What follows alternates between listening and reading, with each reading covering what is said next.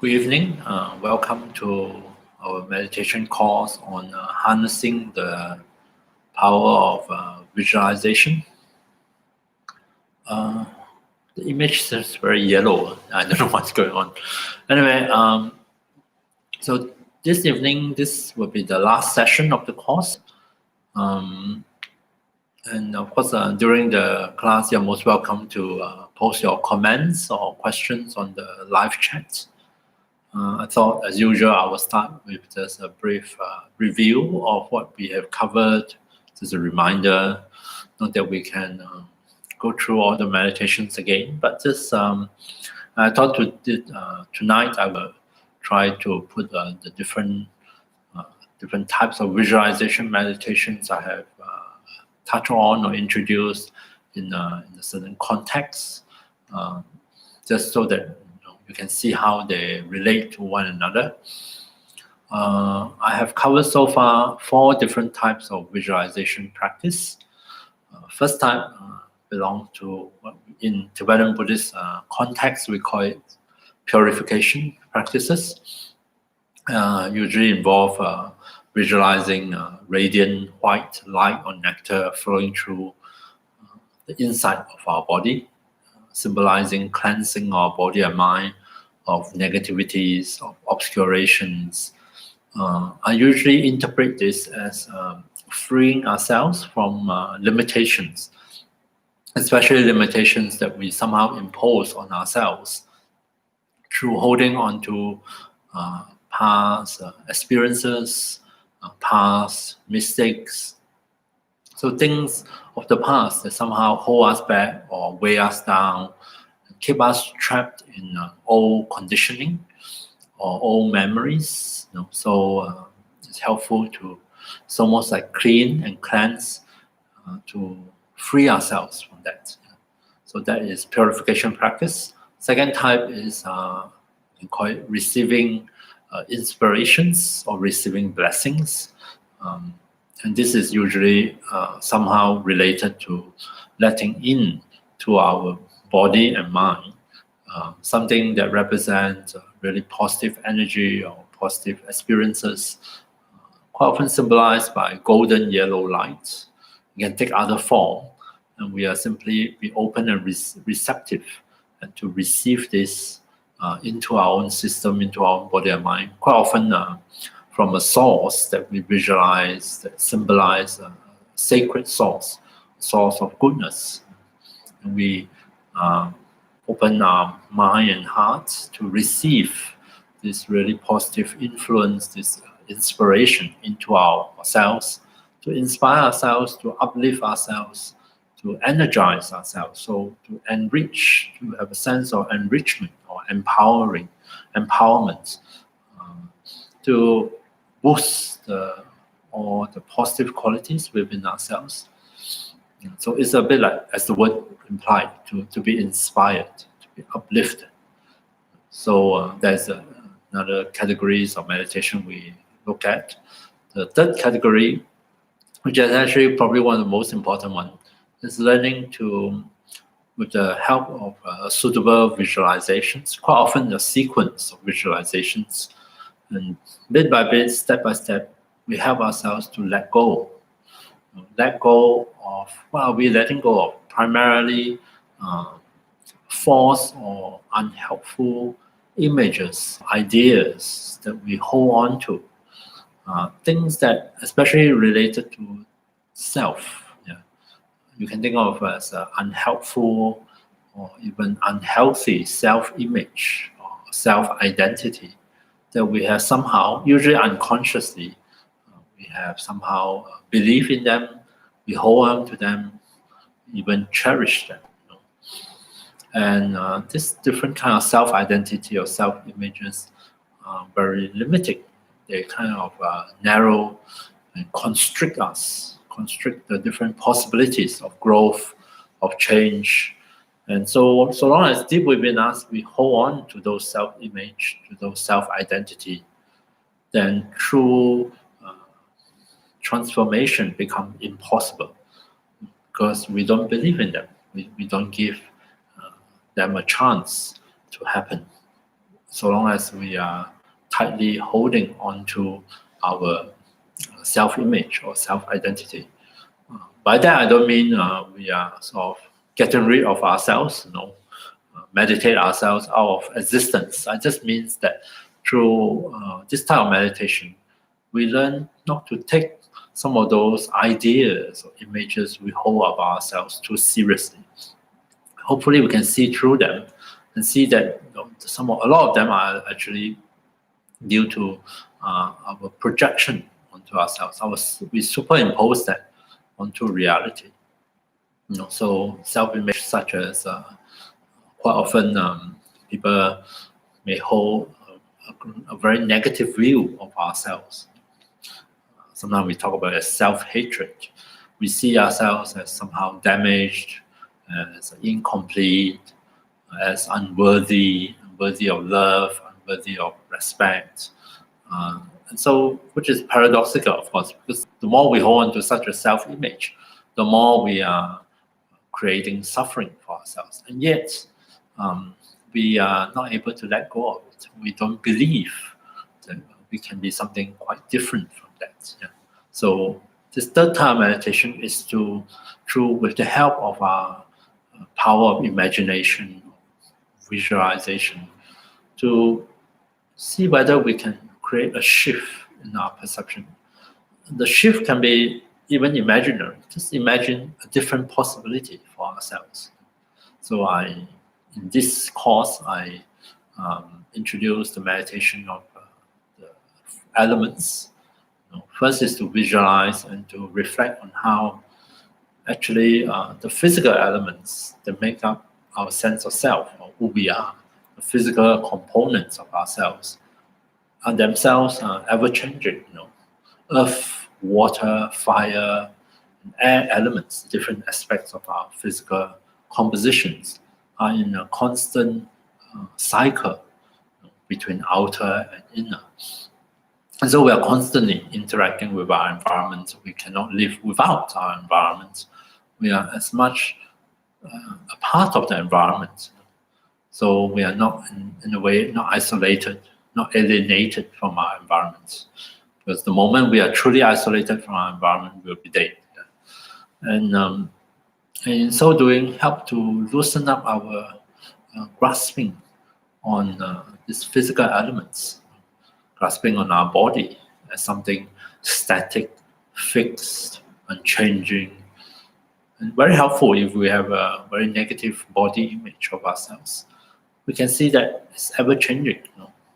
Our body, the real living body, is ever-changing, constantly in the process of exchange or interchange with the environment. And so change is possible. In fact, change is what is real, what is happening. So that helps us to become aware of the very static kind of body image we may hold in our mind, and maybe we might be more willing after the meditation to hold them a bit more loosely. And also, the elements meditation introduce us to the element of space, the element of consciousness, to what I sometimes call our aware space.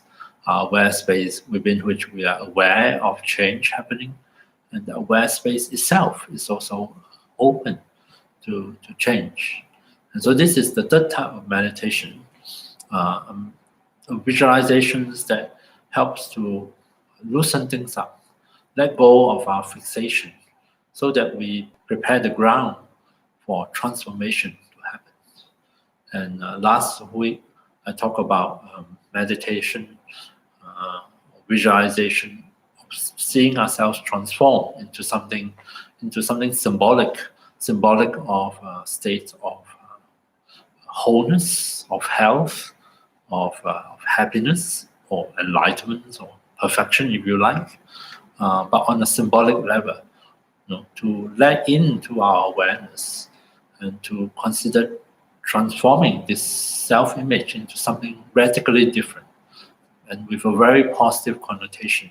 And the simple meditation that I introduced last week is to imagine. So you take an image of something that has very positive association for yourself, For example, I use the image of the sun, radiant source of energy for most life on Earth, bright, also a source of heat or warmth. So if I take this image of the sun, which is the source of tremendous amount of brightness, of radiance, of warmth, and I can even add other association to it, a source of bliss, if you like. Why not? And I imagine I'm going to place a tiny little sun in every cell in my body. It's almost like transforming my body into a body of light. Sometimes this visualization is called. But on a symbolic level, so much so that every cell in my body is nurtured from within itself with this source of tremendous energy, the source of life, so to speak. Yeah. And how would that make me feel? Is that going to help me to sort of step away from other more negative, more limiting self-image and entertain a possibility, not only intellectually, but also emotionally, mentally, a different way to be, a different way of life, so to speak. Yeah. So that is the last week's topic, which is one of transformation. And the main thing I mentioned is not to think of that meditation or visualization as sometimes people say, fake it till you make it. And I suggest you don't think like that. Because you may end up feeling like a fake. If you keep feeling that you're just faking it. Actually, it has nothing to do with whether it's real or fake. It is the power of imagination is really entertaining possibilities, opening up our mind and heart to consider possibilities. It's the very opposite of fixation, which is to hold things as fixed, as static, as unchanging. Of course, there are certain advantages of thinking that way. Holding things to be unchanging feels very secure, feels very certain, feels very stabilizing. The only problem is if what you are stuck with isn't so uplifting, so nice, right? So you are fixating on an image that is a self-image that actually contribute to your sense of suffering, contribute to your feeling of despair or feeling of unworthiness. What's so good about that? And to open our mind and heart to acknowledge the fact of change, help to bring us closer to reality. But it also allow us to entertain new possibilities for ourselves, new feelings, new experiences, new way of thinking, new way of doing things, new way of responding. It's much more in line or closer to reality. So we are not actually faking it. A better way to think about those visualizations is to consider what is possible for ourselves. Even though at this moment we can't see it, we are not aware of it, we are not in touch with it, but we are considering the possibility or the potential with it. And if you can imagine it, if you can dream about it, you can see it, and quite often that becomes the impetus of making it becomes our reality. Right? So that is what we touch on over the last few sessions. And you put them together up to this point, you can see that the 4 types of visualizations are all in the service of helping us to create change, positive change. So the first 2 set the stage, create the favorable conditions, help us to let go of our old mistakes or our things of the past that hold us back, that tie us down. So purification practice is the practice we go to sort of set us free from the past. And the practice of receiving inspiration or blessing is one that create the favorable condition of gathering up something positive energy, positive momentum, something uplifting to inspire us, to give us the energy to even consider the changes possible, of making changes. So those are the supporting conditions.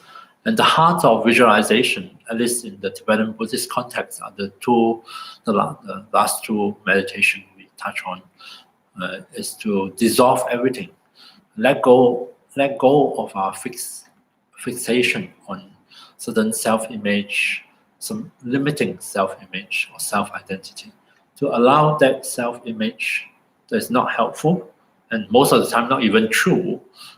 It's quite often very distorted in either way. Either I'm the worst or I'm the best. Distorted in the sense that it's static. It doesn't grow. It doesn't change. It doesn't entertain other possibilities. So it's fixed, which is not the reality. So we learn to dissolve that image, and so doing release our grasping onto it. And so that is a key for us to be able to bring about transformation.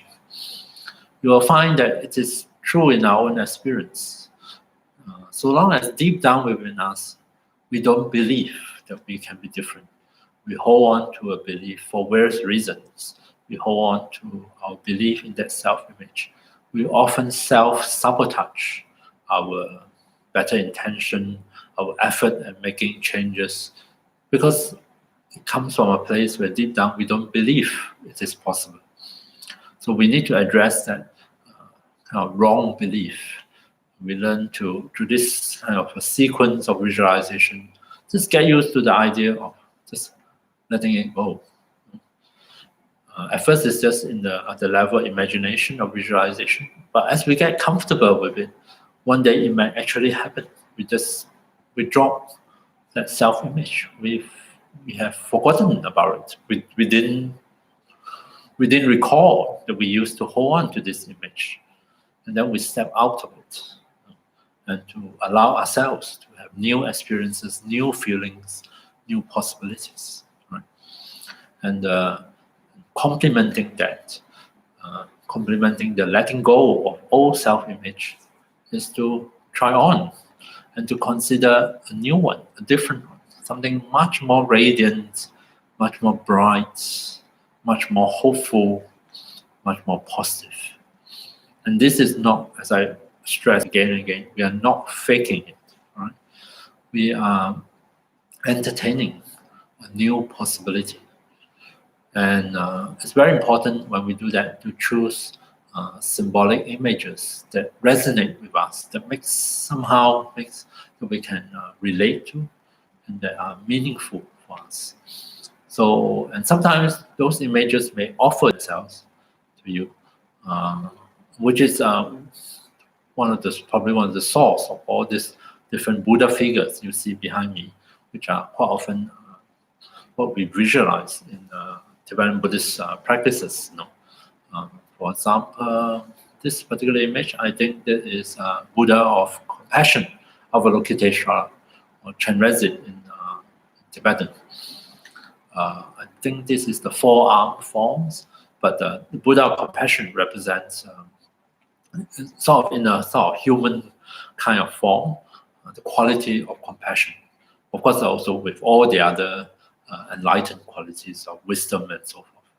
And so an image like this, if you resonate with it, it can accomplish a lot more than what a word compassion can do, because it symbolizes or it holds rich associations that we can build up about compassion, about wisdom, about enlightenment. And these are qualities that we do have within us, which may not manifest so often, which may be a bit obscured or obstructed.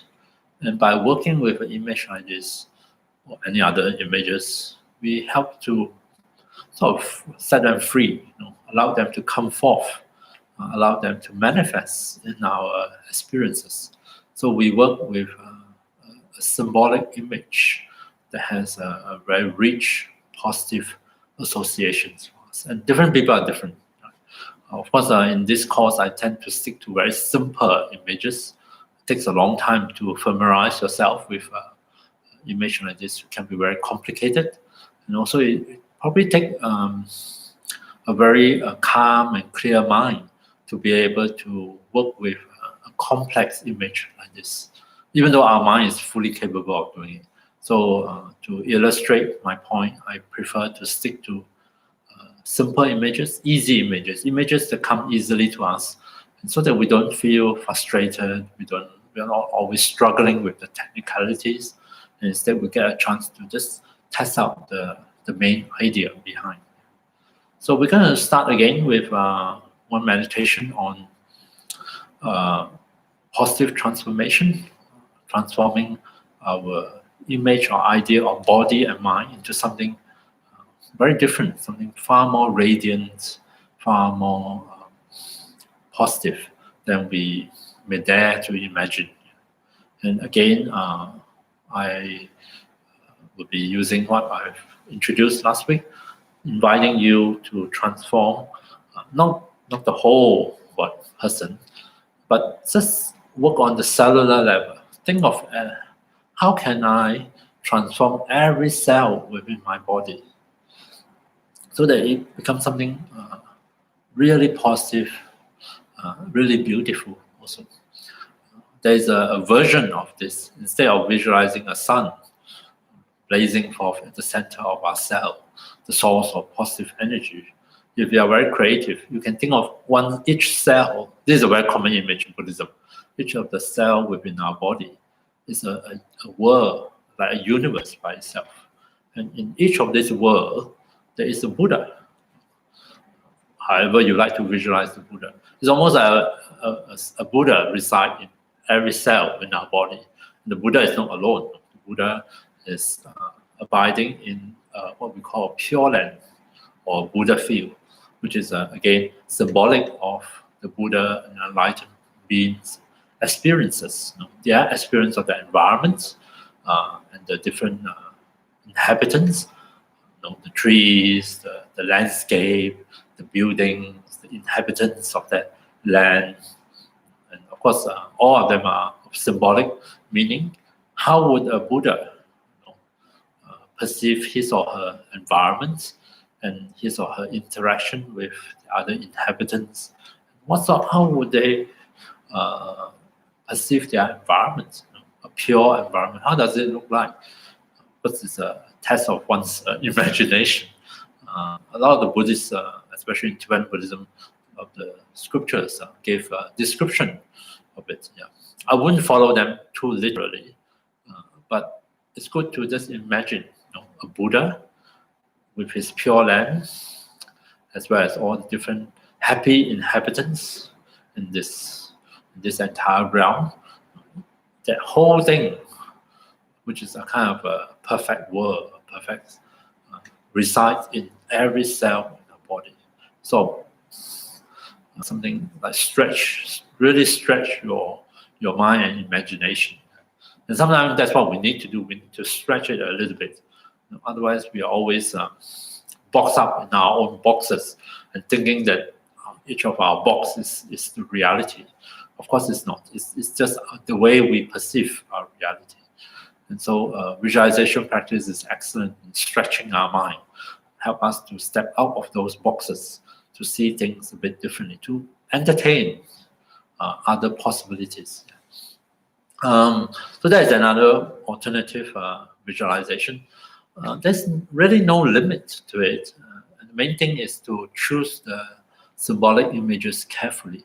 There is something that have really meaningful to you, maybe not intellectually, but at least emotionally or mentally, you resonate with that image. You feel that, there's something good related to it, and to very skillfully employ it in our meditation practice. Right, so we're going to do a visualization practice together. Again, this variation of what I would call body of light visualization.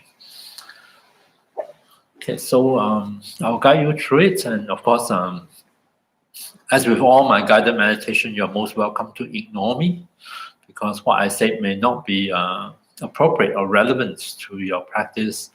I might say visualize radiant ball of fire in the center of your cell, and you think, oh, that is complete rubbish, and you might just decide to go off somewhere else and have a completely different visualization. So in that case, please feel free to ignore what I'm saying. And what I'm saying in the guided meditation is not so much instructions, but I find that it can be quite helpful for a lot of people to have a kind of reminder. And more than reminder, sometimes it doesn't really matter what I'm saying. It's almost like someone is with you on your meditation journey. It's not so lonely, yeah. And that there is some kind of support on one level, supporting you as you explore your own meditative experiences. And that can be very helpful. So if that is true, please make use of it, be it my guided instruction or anybody else guided instruction or wherever you can download onto your phone and use it until you no longer need it. And when you no longer need it, it would automatically fade away from your awareness. You may even forget to turn on the audio before you enter into meditation. Yeah. But so long as it's helpful, please make full use of it, as it will really be favorable conditions to help you settle into your meditation. Right. So let's do a body of light visualization together.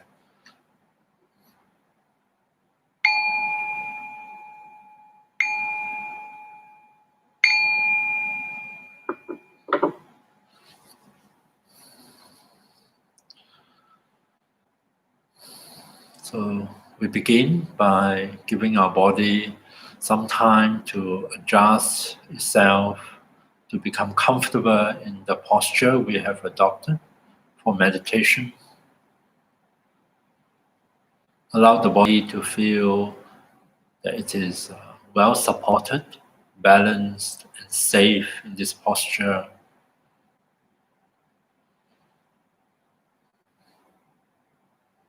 And the body will begin automatically a process of loosening up, of unwinding.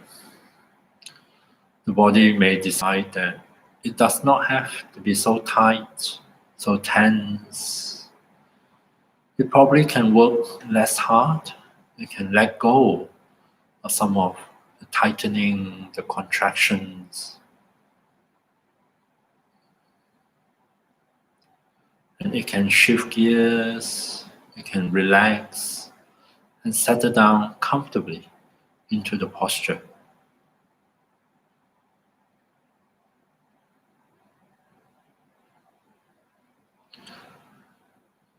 So that's the first step, acquiring a seat for our body meditation.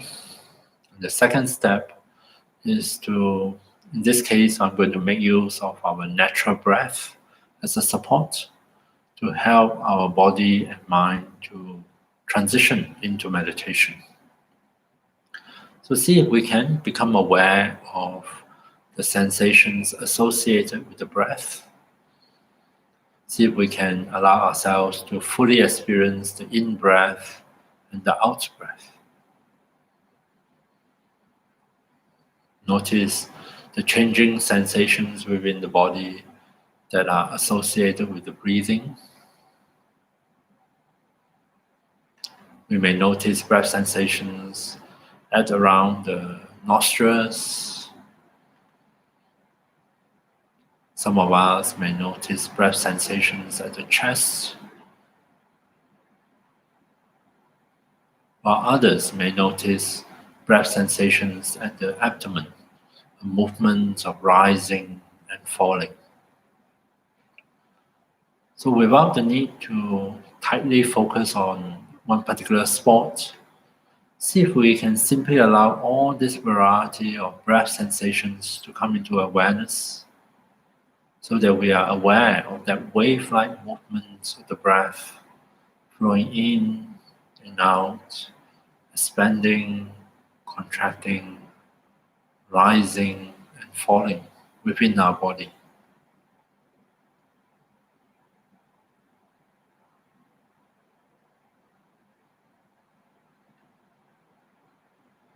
So attending to the breath, inviting our attention to come back to the breath.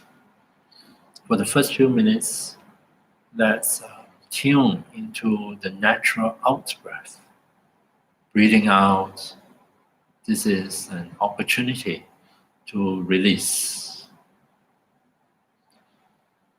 So each time we notice an out breath, feel that we are given an opportunity to release, just as we release the carbon dioxide from our lungs.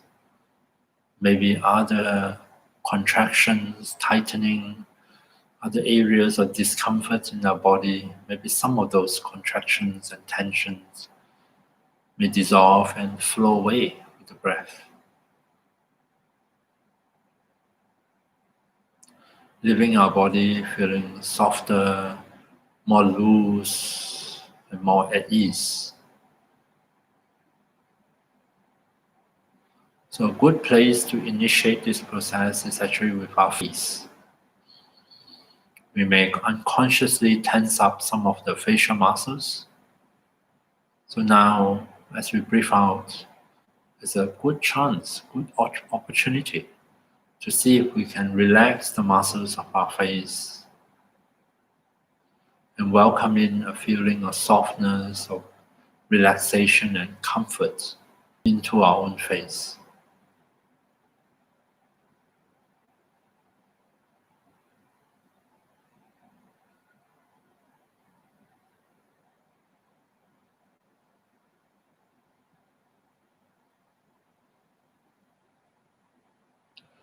Coming back to the breath, breathing out, maybe we can also release the different things preoccupying our mind, our attention, the thoughts, the memories, the fantasies, the concerns. We can allow those words and images not related to the meditation to flow away with the breath.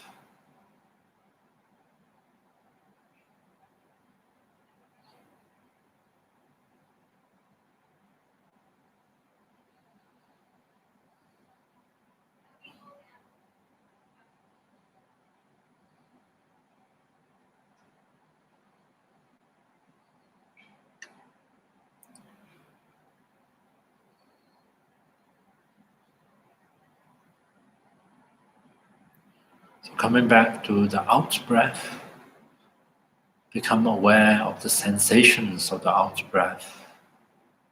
As we breathe out, we remind ourselves, our body and the mind to release. To simply let go of some of those unnecessary tension and agitation.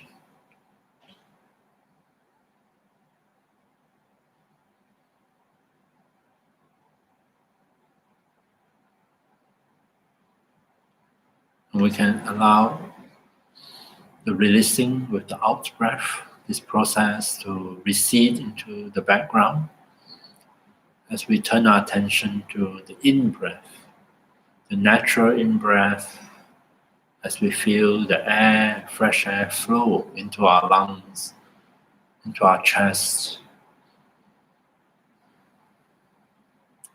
Not only are we taking in fresh air, fresh supply of oxygen that will flow into the lungs, into the blood, oxygenating the blood, transport to every cell in the body, where it sustains life, it releases energy, allow the cell to grow, to heal, to carry out its functions. Maybe we can breathe in and let in something really positive. Feel free to work with whichever visual images that suggest themselves to you, that work best for you, most meaningful to you. I'm going to work with the image of light, radiant, bright, imbued with other qualities, maybe a feeling of warmth on a cold night, a feeling of spaciousness if we are feeling very cramped or cluttered, a feeling of peace. If you feel very disturbed lately, breathe that into the lungs, into the chest. Give it a form. In this case, I'm going to visualize radiant light.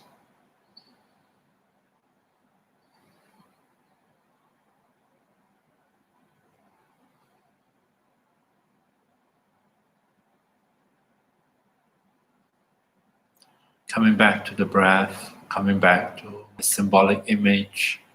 You don't have to limit yourself to light.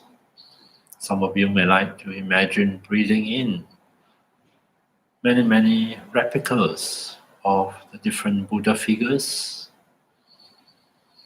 Allow them, just like the molecules of oxygen, to flow in and then distribute them to every cell in the body, so that each cell in your body receive an image of a Buddha, maybe even the Buddha land, the Pure Land, along with all its inhabitants, all the positive connotations. Breathing in, I will stick to light. Breathing in that brightness, the radiance, the warmth. Allow it to fill up the lungs, warm up the chest, touching the heart, and flowing into each cell in this part of the body, flowing into the tissues, the organs, transforming them into something really positive, radiant and bright.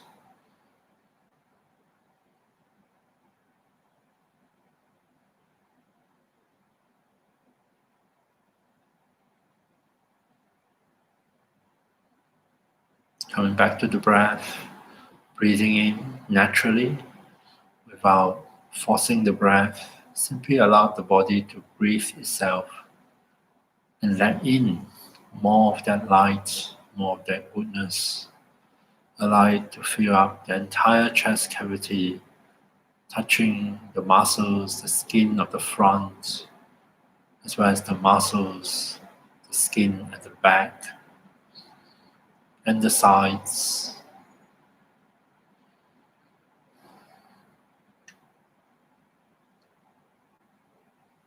From the chest, it overflows upwards into the shoulders, into the muscles, the joints, the bones, the spaces between tissue cells. And feel free to spread it out at your own pace and in your own way.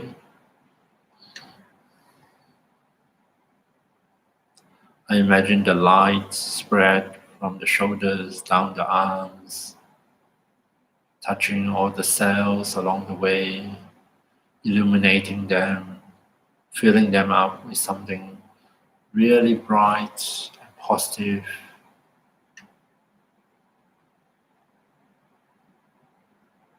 See it flow from the upper arms, past the elbows, past the forearms, into both hands. Everything is transformed into light, into brightness.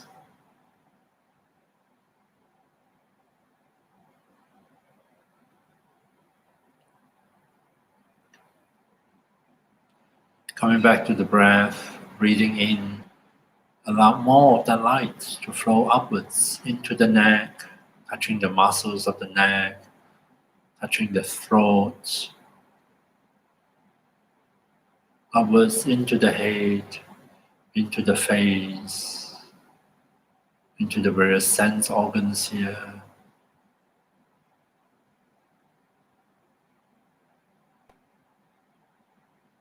Feel free to move at your own pace, in your own way.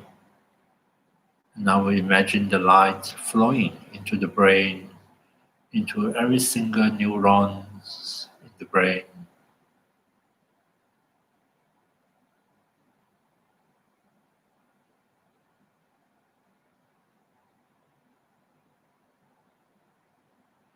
We continue in our own way, at our own pace, so that we transform the entire upper body into something very different, filled with radiant light, brightness, and other positive qualities.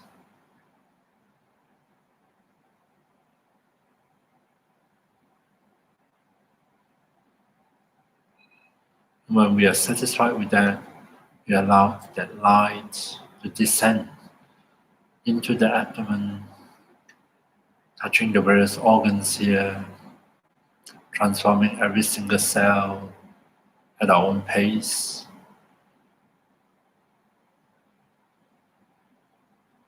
Take care that we touch both the front as well as the back with our attention, with our visualization, and allow that positive energy to gather at the pelvis.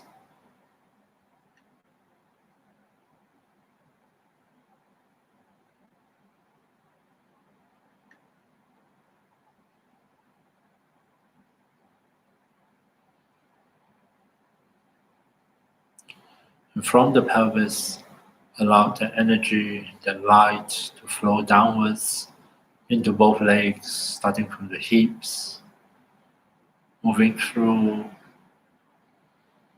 the muscles, the bones, the joints, touching also the skin, transforming.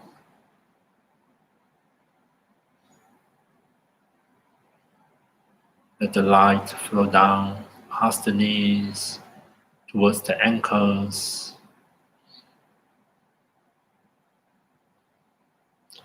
and finally into both feet, including the toes.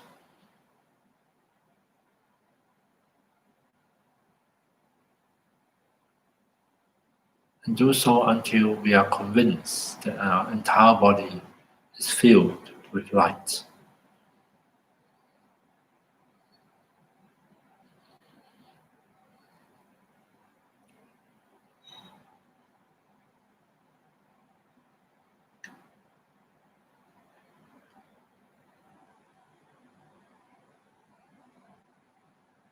Coming back to our natural breath, feeling the sensations of the breath, giving special attention to the in-breath. Breathe in, letting in more oxygen. We also let in more of that light, along with any other positive qualities. Going through our entire body, making sure that all parts of our body is somehow touched, illuminated by the lights, by all the positive qualities. That our entire body is now transformed into a body of light.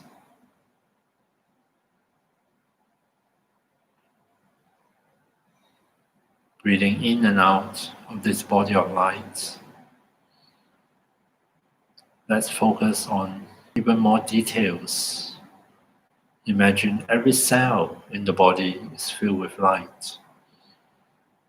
And if you like, you can imagine within each of those cells, there's a source of that brightness and radiance or goodness.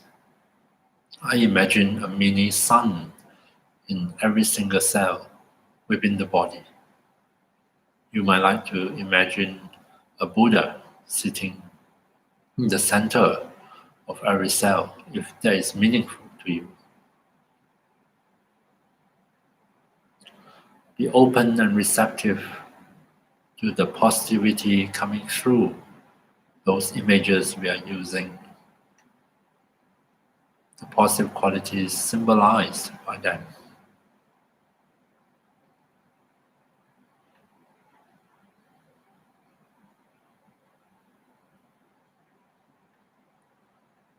Visualizing many millions of suns within the millions of cells within my own body. I tap into the positive association I have. The sun is a source of energy, of life. The warmth, the brightness, the radiance of the sun represent something really positive, uplifting, represent hope, symbolize life, growth, harvest.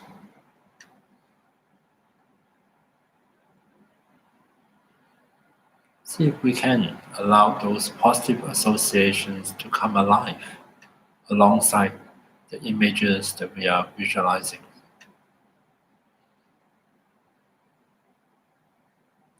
So that we are actually breathing in and out of a body is completely filled with radiant light. Allow your mind, your attention to rest within the image you have created. Allow yourself to enjoy it.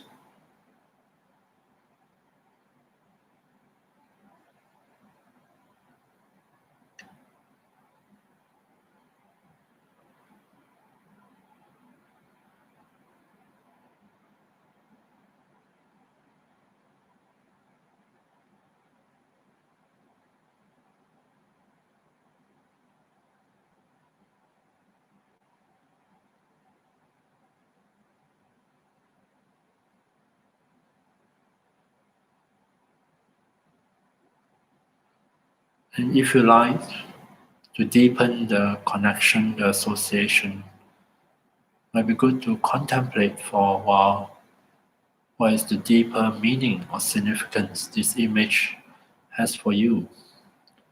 What would you like this body of light, whatever it is you're visualizing, to symbolize for yourself? What does it mean to you? Does it represent a state of complete health, complete recovery from illness, a state of ease and comfort, freedom from pain, from hurt, from suffering,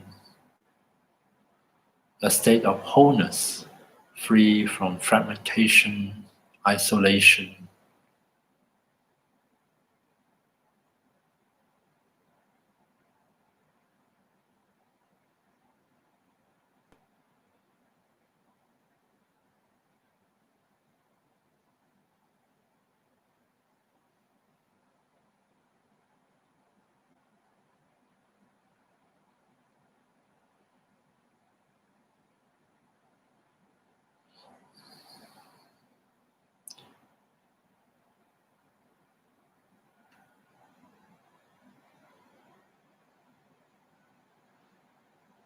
And then to conclude, we dedicate the positive momentum we have created through such a meditation, such a positive associations. We dedicate that positive momentum towards the fulfillment of our own higher aspirations, our aspirations for happiness, and whatever aspirations we may have for ourselves. Dedicate them, and anything good or positive that come out of the meditation, may they stay with us, may they linger in our body and mind, so that they can continue to benefit us.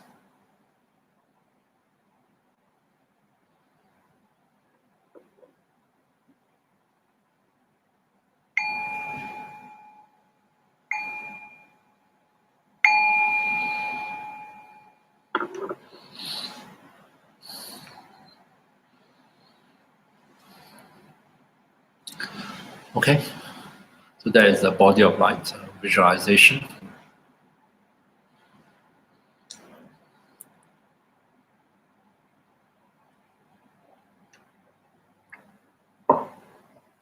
So as I mentioned, if you do have any comments or questions, please feel free to post them on the live chat. Of course, I'm quite perfectly fine to carry on my own. Tonight, I want to introduce one last meditation or visualization, how we can harness the power of visualization within our own meditative practice. And having transformed our self-image through first releasing or dissolving the old dysfunctional self-image or identity, letting that go, and then nurturing something very different, allowing ourselves to open to new possibilities. It will be helpful then to take our visualization to the next level, to extend beyond ourselves, to include others, to reach out, to touch others, at least on a symbolic level, because self and others, we and our environment, we are all interdependent, interconnected. None of us exist in isolation, completely alienated from the others. So it's good also to reflect that interdependent relationship in our visualization practice. And so quite often, after we establish ourselves in a state of wholeness, or however we represent it, there is an added visualization, which is to, for example, in the case of light, I can imagine from this body of light, I radiate out. So now the light doesn't stay within the confine of my body, or my body image. It actually radiates beyond the boundaries of self, reaching out to touch the environment, to touch other sentient beings, and to bring the goodness represented by that image of light also to them, to illuminate our environment. We imagine the light flow into other sentient beings, other people around us, and transforming also their body, their mind, their heart by that brightness, by that light. So much so that at the end of it, we are nurturing a very different vision of ourselves and others, and of our environment, of our world. We symbolically represent them in a very different way.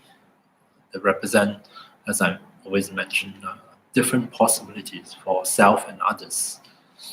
And so that can be done in a very elaborate way. But today I would like to do it in terms of meditation that is known as Tonglen in Tibetan. Tonglen means taking and giving. So it's a meditation very much to do with bringing self and others together in a kind of interaction. And Tonglen is often done with visualization.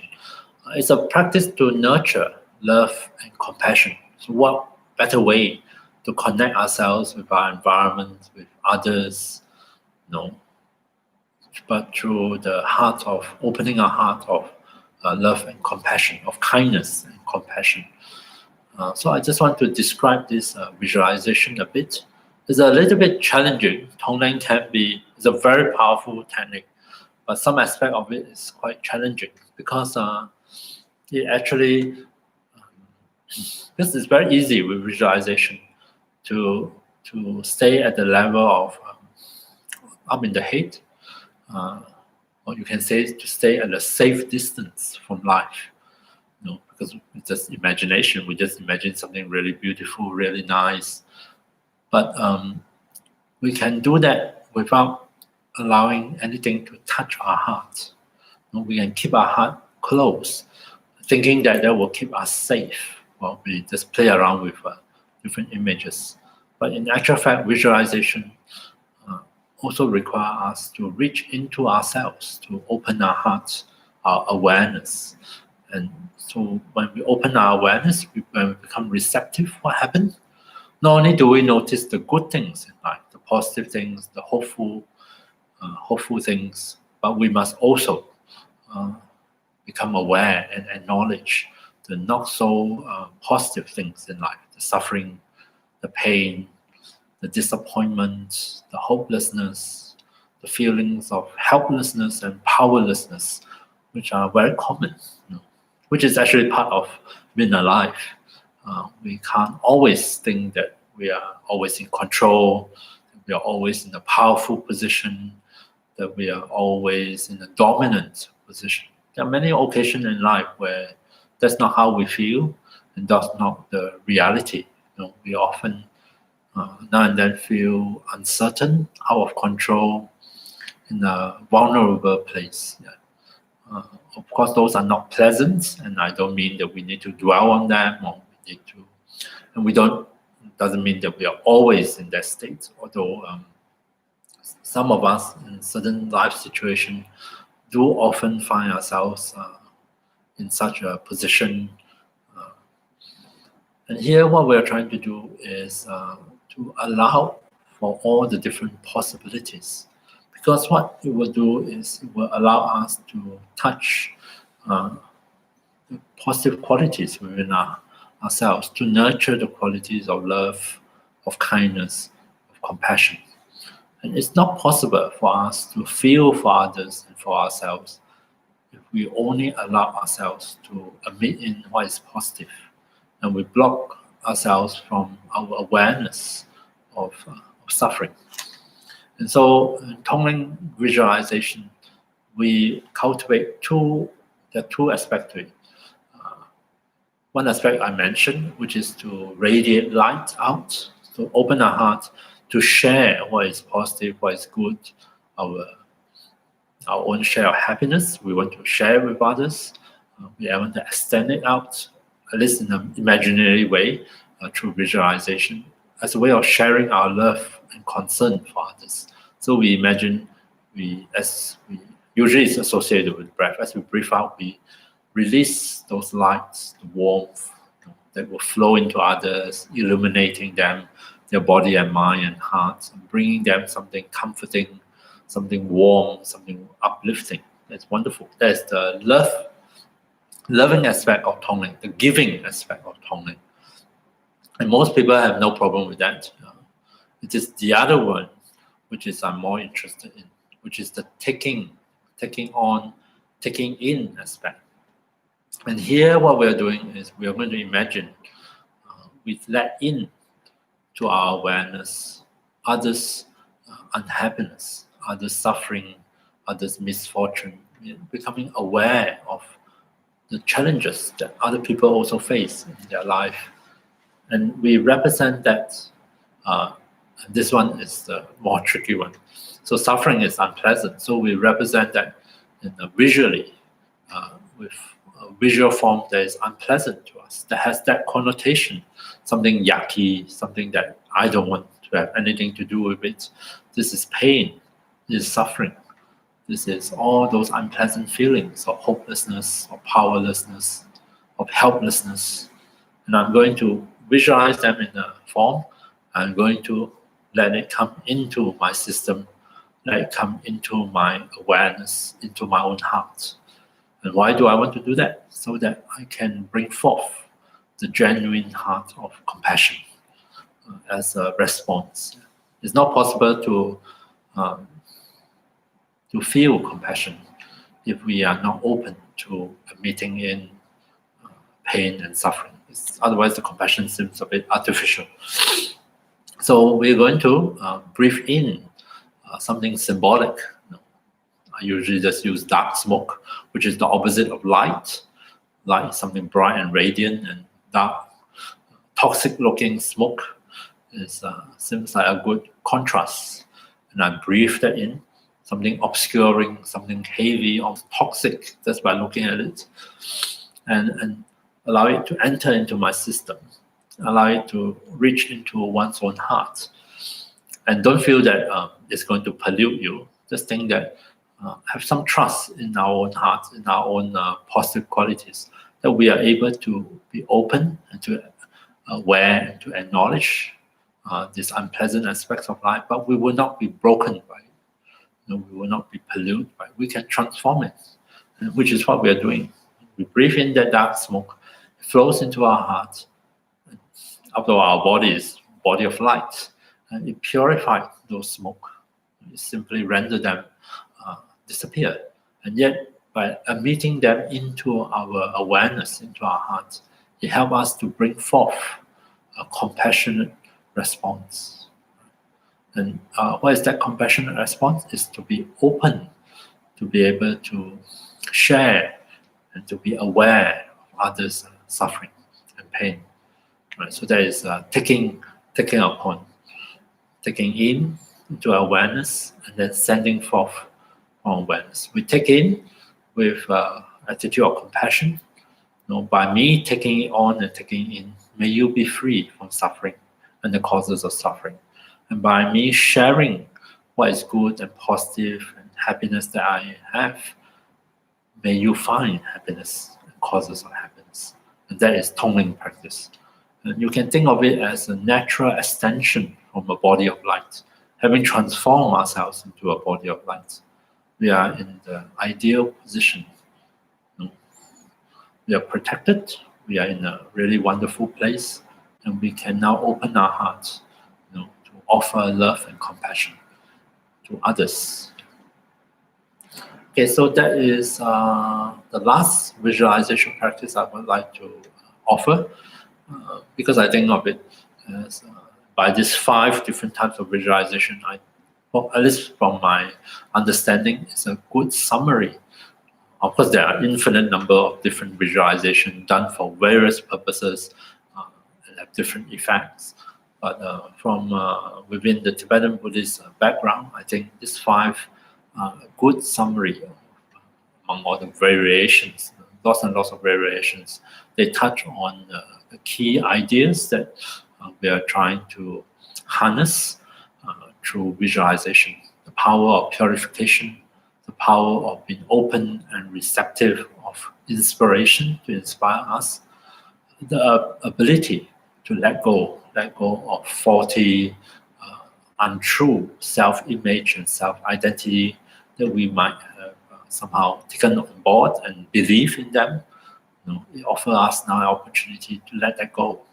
And the 4th is positive transformation, one of seeing ourselves in different lights, to entertain a different possibility for ourselves. And the 5th one is that not to limit our practice only to ourselves, but to extend our concern, our awareness beyond ourselves to others, even to the environment. And we are going to do that, representing that through tongling visualization practice.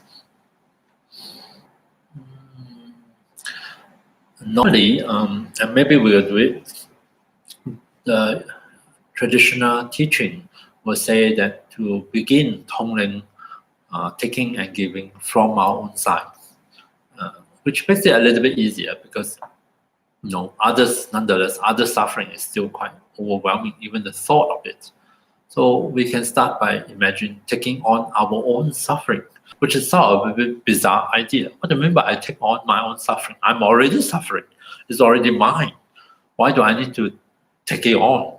It's almost like I imagine myself oozing out dark smoke, which is my suffering, and then I'm going to breathe it back into my own heart. And the idea seems a bit bizarre.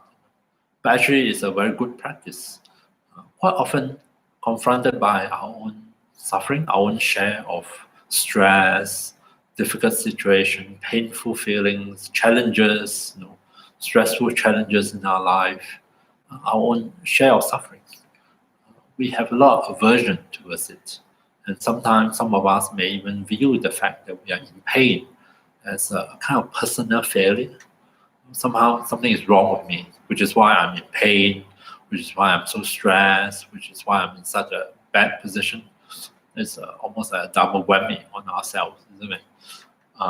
We may find it quite hard to be compassionate towards ourselves, to be compassionate towards our own impatience in the face of pain, to be compassionate to our own inability to deal gracefully with our own suffering, and also to relate to our reaction of anxiety, of depression, of fear.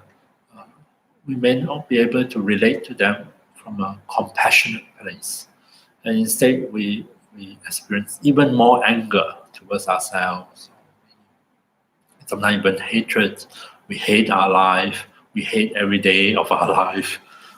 Not so uncommon for us to feel like that, especially when we feel overwhelmed by despair and by all the different sources of stress in our life.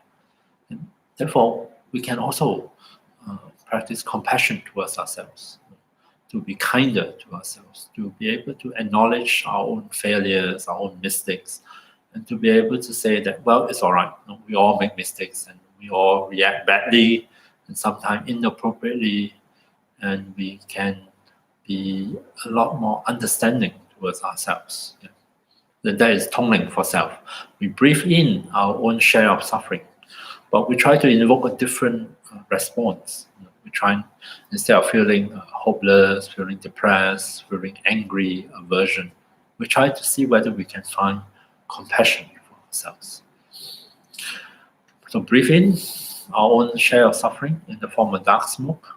It touches our hearts within the context of understanding that we have transformed ourselves into a body of light, transform that darkness into the source of compassion for ourselves. And then we radiate something warm, bright to ourselves, extending loving kindness to ourselves. And having done that, then we can turn our attention outside of ourselves to other people. And that would be a toning meditation. So let's do a practice together. Let's try out this idea, see what happens.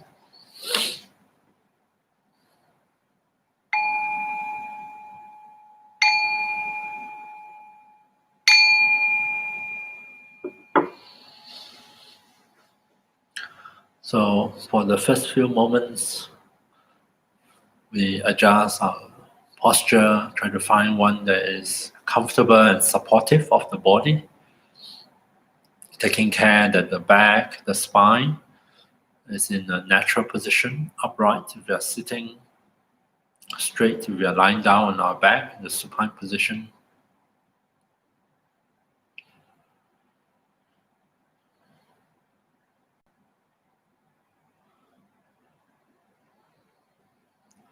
And then to help body and mind to transition into meditation, we are going to make use of the breath once again.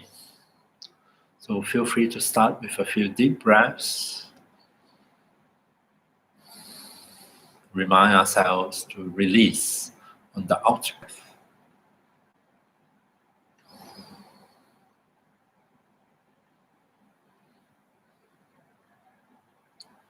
Allowing the breath to settle back to its natural rhythm.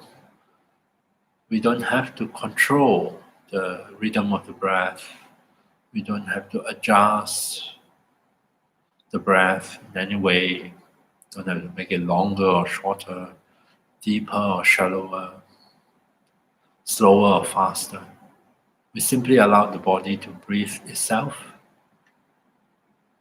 The breath will be one of the supports or object of meditation.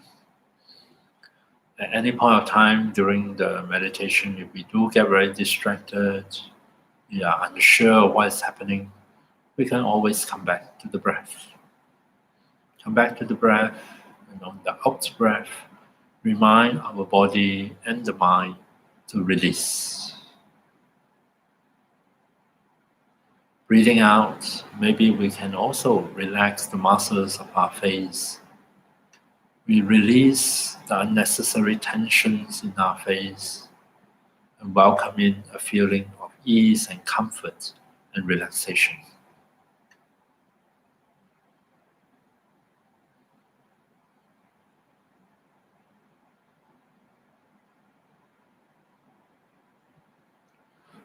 Coming back to the breath sensations, reconnect our attention to the sensations of the breath within our body. Allow ourselves to fully experience the in-breath and the out-breath. And each time we breathe out, you might want to remind yourself with the word release. See if we can help to release our body and mind of all the different tensions and agitations, and allow them to really settle back and settle down into meditation.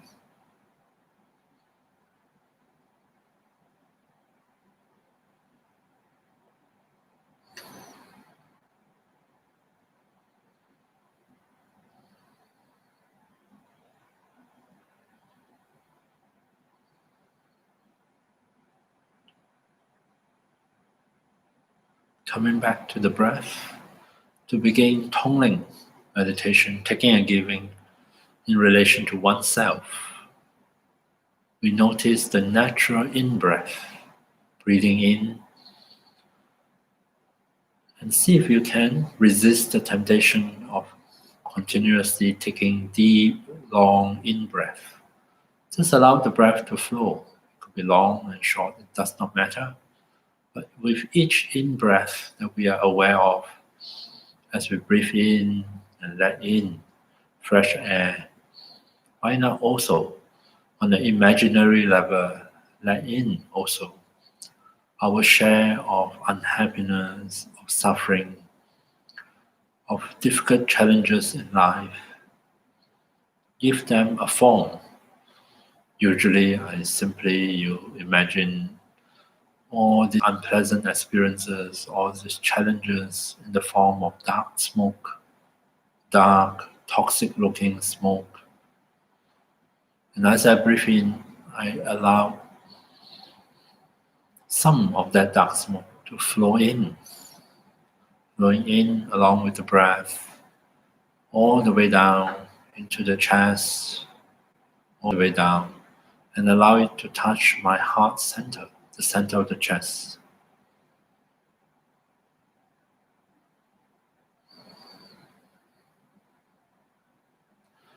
Imagine the dark smoke disappear into the light within my own body, into the light of awareness. So much so that I'm aware of my own share of unhappiness, of struggles, of pain. Sometimes images, memories may resurface as we do that. Acknowledge them when they come up. Don't feel that you need to dwell on them. And as we breathe in this dark smoke and let into awareness suffering, our own suffering, see if we can find within our own heart the compassionate response, the genuine wish and intention. May I be free from suffering and the causes of suffering.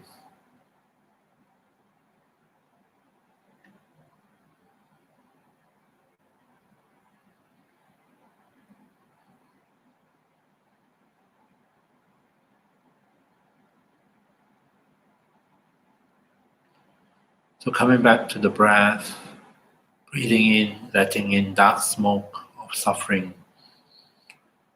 we work on invoking a compassionate response from the heart. And then after a while, we can switch to focusing on the out breath, the natural out breath, breathing out as we sense the out breath, as we sense the movement of release. We can also imagine from our heart, as we breathe out, we release something really bright and radiant, something that symbolizes happiness, joy, and release that with the out breath and allow it to come back to embrace oneself. Embrace oneself in light, in warmth, in happy feelings, joyful feelings, of loving kindness, wishing, may I find happiness and the causes of happiness.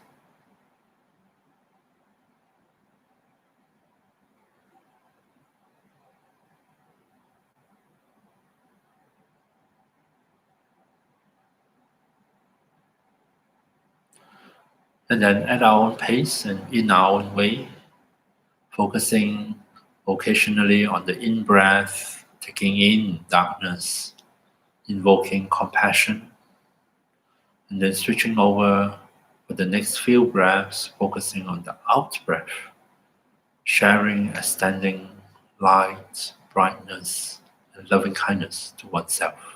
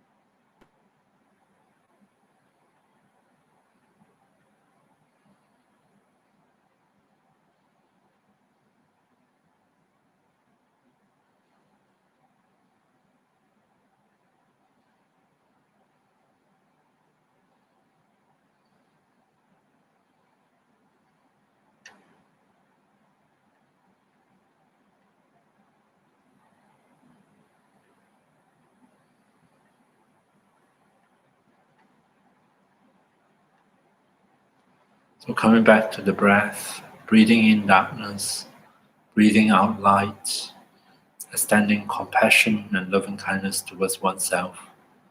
Feel free to continue with this visualization if you like. Otherwise, we can try on extending the same visualization to others, to other people in our life. I recommend starting with people that we know very well, those who are close to us in life. And we bring one of them to mind. Anyone will do. Picture the person in your mind's eye. And as we breathe in, imagine taking on or letting into our awareness this person's share of suffering, of challenges, of unhappiness, as well as their causes. Let that dark smoke leave the body of this person and flow in along with the breath into our own heart and mind to invoke a compassionate response. May you be free from suffering and the causes of suffering.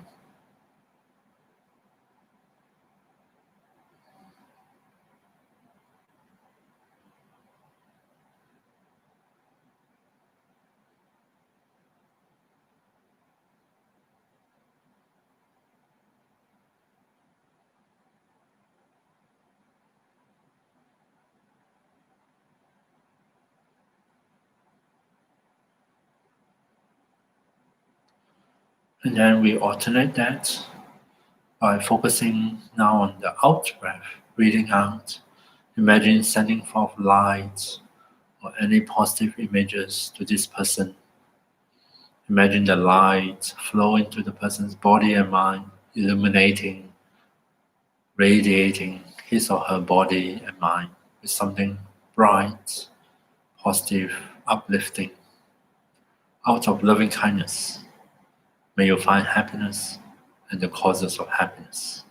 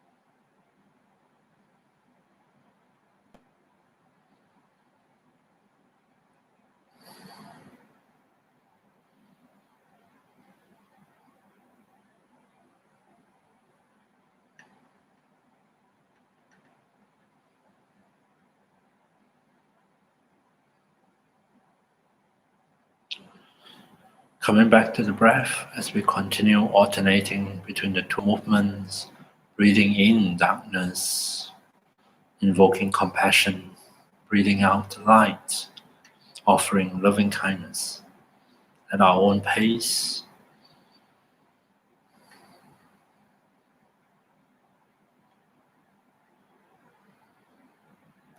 Think of the visualization as a way of opening our heart, keeping it open, receptive, and therefore connected with others, connected with his or her share of both happiness and unhappiness, and to be able to relate with others from within ourselves, from a good heart of loving kindness and compassion.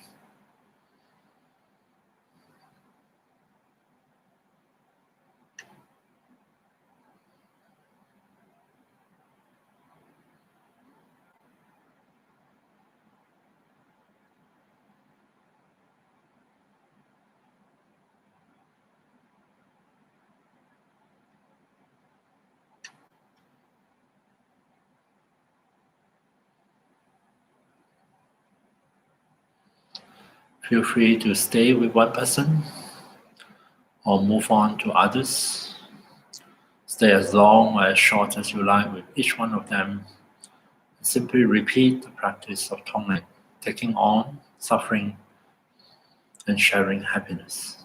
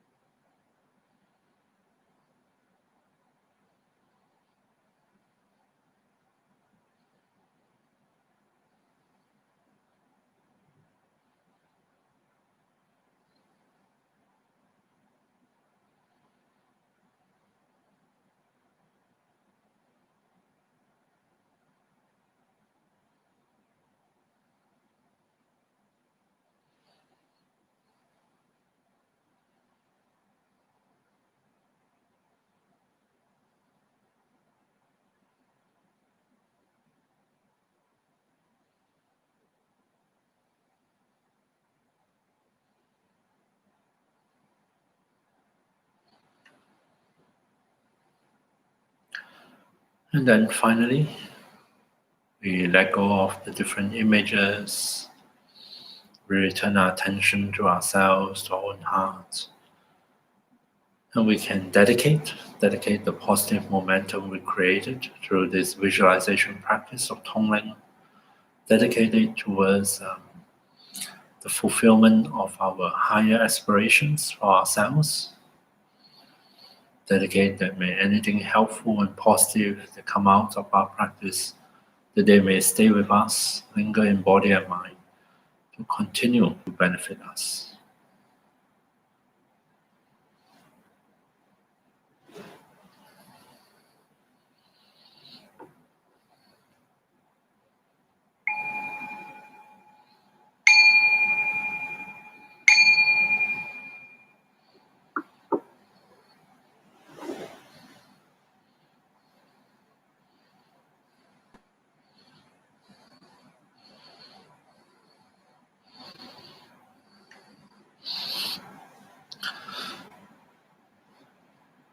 Okay, so with that, I cover the 5 different types of visualization practice. I hope that even though I didn't go into all the details of visualizations, and that which is very common, visualization practice tends to be very complicated, and of course, different tradition, different lineage can pass down instructions on very detailed, complicated images we work with. Even though I didn't do that, I hope I'm able to convey some important ideas and some types of meditation that we can do, and different ways we can, through using our own creativity. So since I didn't specify too much of the images, it also means that you're free to experiment with different visual images, especially some of those that offer themselves to you in your meditation. Some of those are very powerful, very potent, because they come from within our own mind and heart. And as they offer themselves to us in our practice, as they arise spontaneously, we may want to consider to see whether they're appropriate, they're helpful. If they are, we can incorporate them in. And you may find that precisely because they come from within ourselves, they are rich in positive association. And by utilizing those images and incorporating them in our own variation of the meditation, we find that it has a great potency, very great capacity to bring about new experiences for us in our meditation practice. And that is a wonderful, a very interesting way to approach visualization, almost a more creative way. So instead of following a list of instructions, we explore what are the different possible images, what can they possibly mean for me personally, and how can I then sort of utilize them in my own visualization practice. Of course, the aim of visualization is not about, as I stress again, it's not about faking it, but it's about entertaining new possibilities for ourselves, which is kind of strange why I keep repeating it over and over again. If you were to notice our own mind, you will find that our tendency is not towards something radically different. I mean, of course, we get bored and then we go out and look for some new excitements. But we are creatures of habits. Even though we seem to be looking for new things, but actually we are more likely to look for something not that different, something a little bit different, but not too different, because we still very much are very used to to keep within our existing belief systems, our existing kind of way of seeing things and reacting to things. We're very much stuck to our old habits, so to speak, our old conditioning.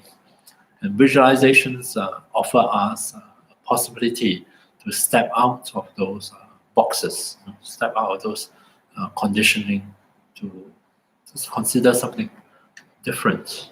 And because it's so visual image, our visual sense is the most dominant sense. If you are blessed, and I'm not, unfortunately, blessed with a very a visual mind, a mind that works very easily with visual images, you'll find that this kind of object of meditation bring along with it its own benefits. It's very engaging. It's very enticing. And when it does work for you, you're able to get to the sweet spot where you can allow those images to arise spontaneously, and they are as a part of your practice. You'll find that attention is drawn to them strongly. After all, I mean, it's a beautiful visual images that is sort of spontaneously unfolding within your meditation. Why wouldn't you be attracted to it? Why wouldn't you feel like, oh, something interesting is happening, let me pay attention to it? It's almost like having your own movie playing within your own meditation, an engaging movie, not a bad movie. Yeah. So then you'll find that concentration is no problem. In fact, you don't even want to stop the visualization practice. And that is some of the advantages of using visual images in our meditation. Okay, enough of me. I'm going on and on. I hope these few sessions are of some benefit. And if they are, please incorporate some of those ideas in your own meditation practice. With this, we are going to, so this concludes this particular course, and we're going to take a break from the various teaching during the month of July. I'm still maintaining my guided meditation session on Monday and Wednesday online at 6 p.m. So you're most welcome to tune into that. And maybe I will do some visualization practice as part of that. Other than that, our teaching, the various courses will resume in August. And hopefully it will be on-site. And till then, please take care and stay safe, and hope to see you sometime soon. Right. Good night.